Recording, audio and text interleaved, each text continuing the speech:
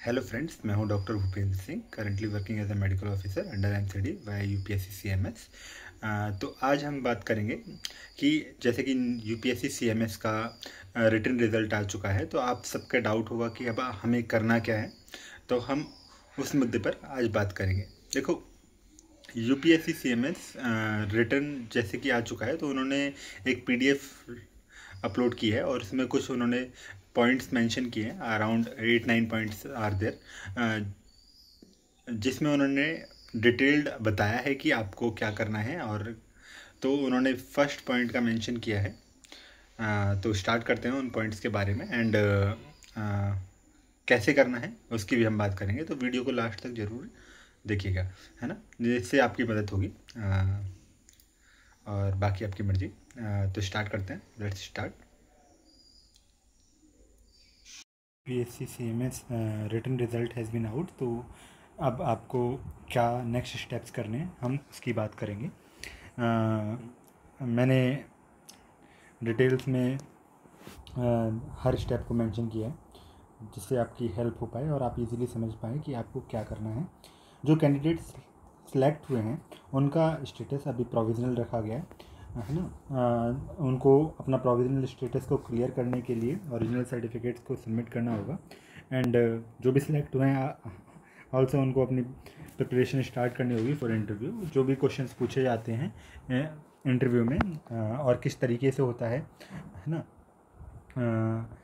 वो मैं सब आपको अलग से एक्सप्लेन कर दूंगा। जैसे कि आपको वेल ड्रेस्ड होना होता है एंड सारे अपने डॉक्यूमेंट्स लेकर जाने होते हैं, एंड किस किस सब्जेक्ट में क्या क्या क्वेश्चंस आपसे पूछे जा सकते हैं, उस रिगार्डिंग में आपको डिटेल्ड बता दूंगा। सेकंड स्टेप, अभी जो सबसे क्रूशियल स्टेप है, वन टाइम रजिस्ट्रेशन जो आपने किया था at the time of application form, तो आपको अभी 4 सितंबर से 15 डेज़ का विंडो पीरियड इन्होंने प्रोवाइड किया है। अगर आपको कुछ भी अपनी डिटेल्स में एडिट करना है तो आप एडिट कर सकते हैं। Third step is DAF update. तो अभी तो साइट पर कुछ भी अपडेट नहीं आया है इसके रिगार्डिंग। जब भी कोई लिंक आएगा to update your DAF detailed application form, तो उसका इन्फॉर्मेशन मैं आपको प्रोवाइड करा दूंगा। एंड फोर्थ, अटेस्टेशन फॉर्म्स,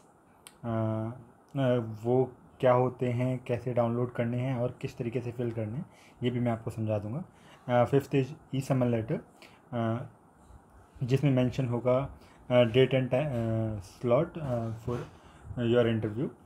वो आपको कैसे डाउनलोड करना है और ठीक है, वो कब कब तक आएगा, ये सब मैं आपको बताऊंगा। Then sixth is interview. फिर इसके बाद आपका इंटरव्यू होगा जब आपका ये समन लेटर आ जाएगा, ठीक है।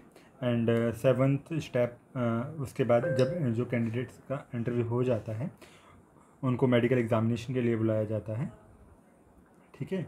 किस तरीके से मेडिकल एग्जामिनेशन होता है ये भी मैं आपको समझाऊंगा। एंड एट्थ स्टेप इज, जब आपका रिटन ऑलरेडी क्लियर हो चुका है, उसके बाद इंटरव्यू भी क्लियर हो जाएगा एंड मेडिकल एग्जामिनेशन आपका क्लियर रहता है, तो आपका फाइनल रिज़ल्ट में नाम आएगा और उसमें आप अपने मार्क्स कैसे चेक कर सकते हैं, है ना। और अपने अगर आपके रिज़ल्ट में आपको कुछ भी मिस्टेक्स लगते हैं या डिस्क्रिप्शन लगता है, तो आप रिक्वेस्ट डाल सकते हैं for hard copy of your result. वो कैसे कर सकते हैं तो वो भी मैं आपको समझा दूंगा जब फाइनल रिज़ल्ट आ जाएगा। अभी मेन इम्पॉर्टेंट पॉइंट क्या है, वन टाइम रजिस्ट्रेशन जो हमने किया है, देखो यही इन्होंने जो रिज़ल्ट अभी रिलीज़ किया था, है ना, 4 सितंबर को, of written result of UPSC CMS 2025, जो कि हेल्ड ऑन 20 जुलाई 2025। तो उसमें जो प्रोविज़नल कैंडिडेट्स हैं उनको क्या क्या ओरिजिनल सर्टिफिकेट्स लेकर जाने हैं वो इन्होंने मेंशन किया है, उसी पॉइंट को, है ना, कि original certificate in related to age, educational qualification, community, benchmark, disability and then main अभी जो इम्पोर्टेंट है आपके लिए, ठीक है, एक तो आपको सारे डॉक्यूमेंट्स इकट्ठे करने हैं, जो भी ओरिजिनल डॉक्यूमेंट्स हैं, ठीक है। ये जैसे कि आपका अगर कुछ डॉक्यूमेंट्स कॉलेज में सबमिटेड है ऑलरेडी, तो उनको कलेक्ट करना है कॉलेज से, और बिफोर द इंटरव्यू आपको सारे डॉक्यूमेंट्स आपके पास होने चाहिए ताकि आपको ईजी रहे, ठीक है। और 3.1 एंड पॉइंट और 3.2 ये हमारे लिए इम्पोर्टेंट है, क्योंकि सिर्फ और सिर्फ 15 डेज़ है हमारे पास फ्रॉम 4 सितंबर। अगर हमें अपने वन टाइम रजिस्ट्रेशन में कुछ भी अपडेट करना है regarding qualification status and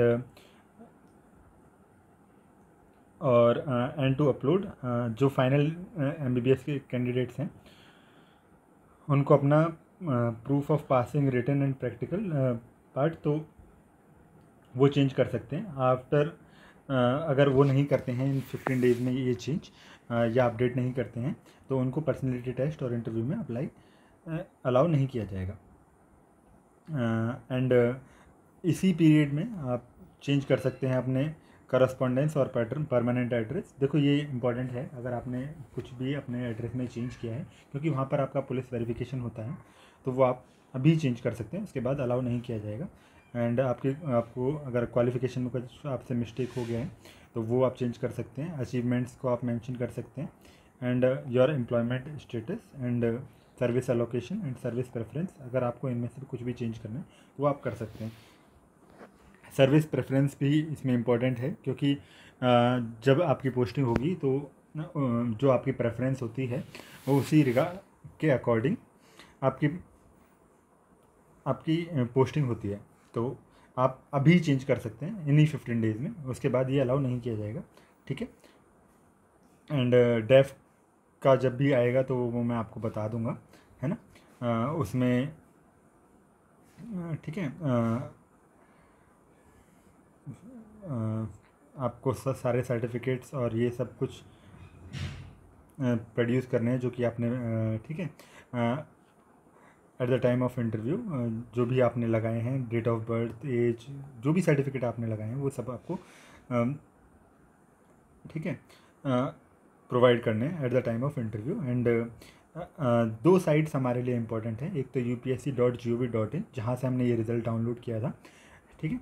and second site is upsconline.gov.in, ठीक है, जहाँ पर जो ई समन लेटर है, डैफ है, वो सब अपडेट दिया जाएगा इनके द्वारा, ठीक है। And marksheet of candidate final result की, उसके बारे में मैंने बताया, अभी तो ज़रूरत नहीं है, ये अवेलेबल रहती है फॉर 30 डेज, ठीक है। एंड जिन कैंडिडेट्स को डाउट होता है अपनी मार्कशीट्स में वो चेक कर सकते हैं, ठीक है, बाय हार्ड कॉपी की रिक्वेस्ट कर सकते हैं, जो कि 15 डेज़ में प्रोवाइड करा दिया जाएगा। आप रिक्वेस्ट कैसे कर सकते हैं, एक सेल्फ एड्रेस स्टैम्प्ड एनवलप में आप रिक्वेस्ट डाल सकते हैं, और UPSC के द्वारा जो आपका रिज़ल्ट है वो हार्ड कॉपी में इशू कर दिया जाएगा। और जिन कैंडिडेट्स का नाम आता है उनका रोल नंबर और डेट ऑफ बर्थ की हिसाब से लिस्ट प्रोवाइड की जाती है। एंड लास्ट स्टेज, अगर आपको अभी भी कोई भी डाउट है तो आप फैसिलिटेशन काउंटर होता है UPSC का, जो कि 10 AM to 5 PM ओपन रहता है, और इन नंबर्स पर आप कॉल करके उनसे कुछ भी अगर आपका डाउट है तो वो जान सकते हैं, ठीक है। तो ये उन कैंडिडेट्स की लिस्ट है जो सिलेक्ट हुए हैं, ठीक है। एंड उनको कॉन्ग्रेचुलेशंस। तो मेन जो हमारी साइट्स हैं, एक upsc.gov.in जिसमें से हम अटेस्टेशन फॉर्म और फाइनल रिज़ल्ट हम अपना चेक कर सकते हैं। तो अटेस्टेशन फॉर्म का वीडियो मैं अलग से बना दूंगा वो, क्योंकि वीडियो बहुत लेंदी हो जाएगी वरना। और सेकंड साइट इज upsconline.gov.in, ये मैं अभी आपको एक्सप्लेन करता हूँ, क्योंकि वन टाइम रजिस्ट्रेशन चेंजेस आप यहाँ से कर सकते हैं, और इसका सिर्फ और सिर्फ आपके पास 15 डेज़ है, ठीक है। एंड डेफ और ई समन भी आप यहीं से चेक कर सकते हैं, ठीक है। तो स्टार्ट करते हैं। इसके लिए 15 डेज़ का टाइम दिया है, तो 3.2 में, तो ये हम कैसे कर सकते हैं, अब हम इसकी बात करते हैं।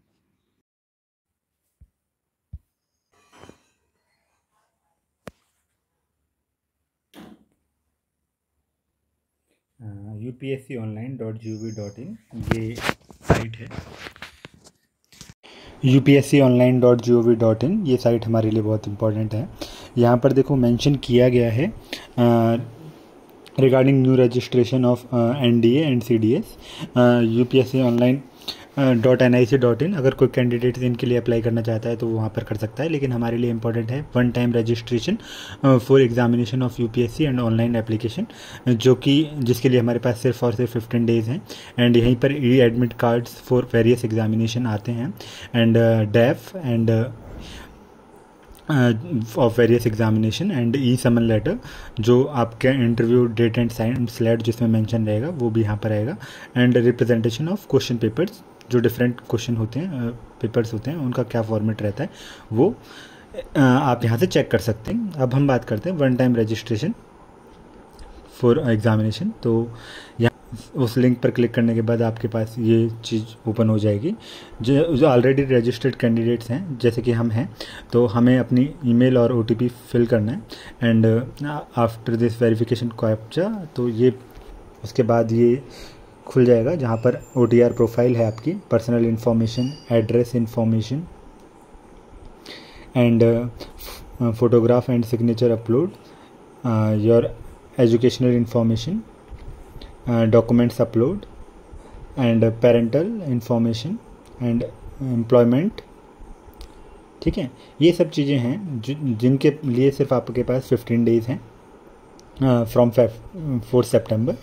तो आपको ये डिटेल्स अगर अपडेट करने हैं तो आपको जल्दी ये OTR प्रोफाइल हो गई आपकी। ठीक है, आप जिसमें आपके सारी डिटेल्स मेंशन्ड हैं। ठीक है, ये मैंने हाइड कर दिया है क्योंकि ये मेरे जूनियर का है। And address information, correspondence address, then permanent address आप यहाँ पे एडिट कर सकते हैं क्योंकि पुलिस वेरिफिकेशन के लिए इम्पॉर्टेंट है।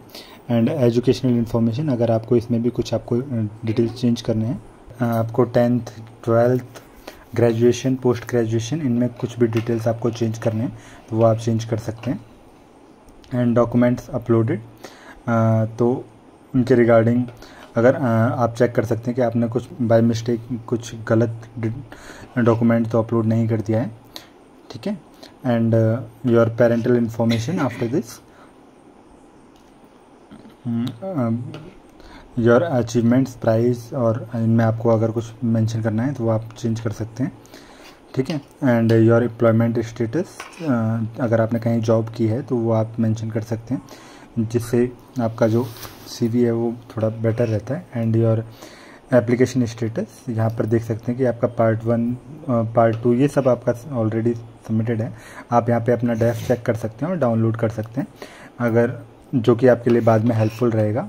And after this latest notification अगर कुछ भी आएंगे तो वो यहाँ पर इस साइट पर आपको दिख जाएंगे। तो आपके लिए ये upsconline.gov साइट बहुत इंपॉर्टेंट है। अदर ई एडमिट कार्ड्स जो भी आते हैं UPSC के वो यहाँ पर आप चेक कर सकते हैं। अभी CDS का एग्ज़ाम और NDA का एग्ज़ाम हो रहा है तो उनके एडमिट कार्ड्स आए हुए हैं, वो यहाँ से डाउनलोड किए जा सकते हैं। इसका हमारे लिए ज़्यादा इम्पोर्टेंस नहीं है। ठीक है, नेक्स्ट पार्ट इज़ डेफ का इस लिंक पर क्लिक करेंगे तो आप जो डेफ अपडेट के लिए रिगार्डिंग मुझसे पूछ रहे थे वो यहाँ पे चेक कर सकते हैं। अभी देखो यहाँ पे कोई भी डेफ अवेलेबल नहीं है डिटेल एप्लीकेशन फॉर्म के रिगार्डिंग। तो आपका जब भी यहाँ पे CMS के से अपडेट आएगा तो वो यहाँ पर शो किया जाएगा और मैं आपको उसके रिगार्डिंग बता दूंगा। एंड आफ्टर दिस ई समन, जो भी इंटरव्यू होगा उसमें ई समन में मेंशन किया जाता है date and time of your slot कि आपको कब इंटरव्यू के लिए जाना है। अलग अलग एग्ज़ाम्स का यहाँ पर मेंशन किया गया है। अभी CMS के रिगार्डिंग कोई इन्फॉर्मेशन नहीं है, तो यहीं CMS 2025 एग्ज़ाम है उसका ई समन लिंक यहीं पर शो किया जाएगा एंड आप आराम से चेक कर पाएंगे। जब भी इसका अपडेट आएगा तो मैं आपको इसके रिगार्डिंग बता दूंगा। एंड